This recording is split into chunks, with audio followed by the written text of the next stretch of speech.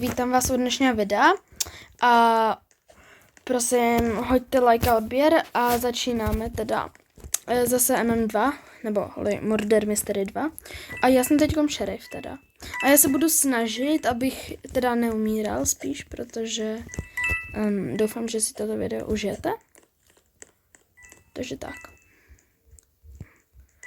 A někdo nám tady přijde podezřelej trošku.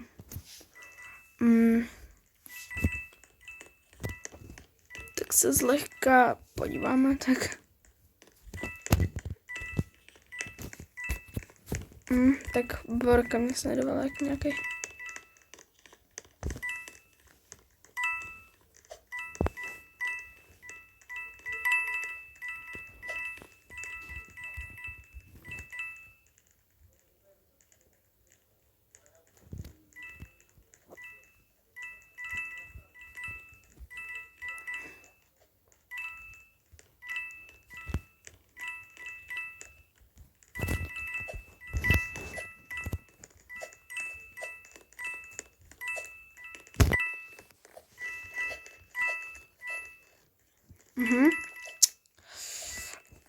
Teď je to takový,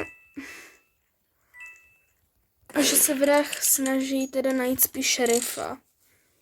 Takže je to takový na nic trošku.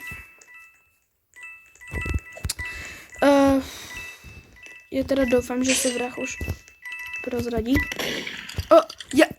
Řekněte mi, jak jsem se netrefil předtím. Tak. Já nebudu toxic, jo, protože nechci prostě být toxic. Někdo se mnou chce vyměňovat, ale já nechci. Dáme Harvester. A tady je můj kámoš, jmenuje se Filip a prostě to no. Já jsem mu slíbil, že si s ním natočíme video, takže teďkom právě natáčím. A ne. A Borka se mnou chce tradit a já nechci, takže tak.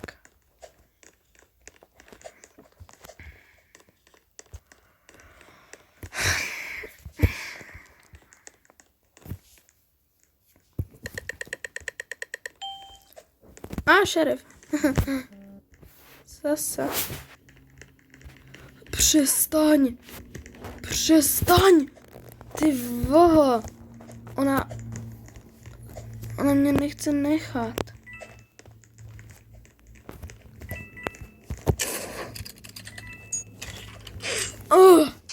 Proč mě sleduje? Já nechápu, proč by mi to dělala. Ale tak co, no, takže. No, aspoň, že tak. Aspoň, že ji teda zabil. Tak. Takže jdeme dál.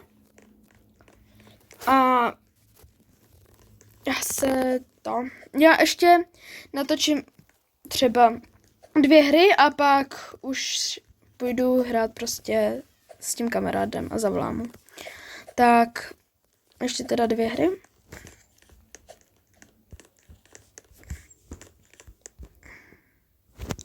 Teď blokuju vchod dovnitř.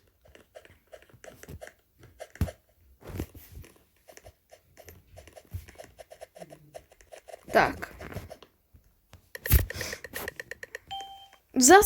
Zase šerif. Řekněte mi, jak je tohle možný.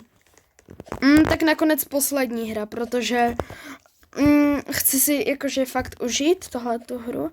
Já se bojím, že to bude můj kámoš teda.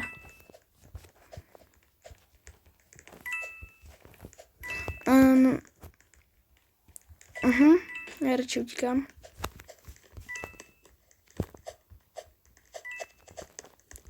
Počkejte, já mám takovou věc, že já se můžu dívat takhle. Jakže to má každý, ale já to tak používám často. Protože oni mě teďkom extrémně sledujou a jako... No, já to věděl, no. No, já to věděl. Pardon, že se netrefuju.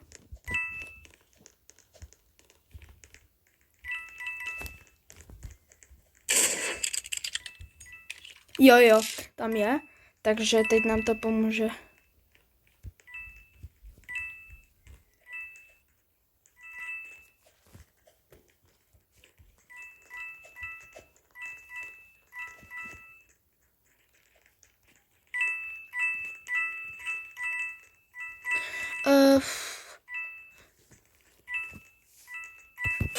Tak.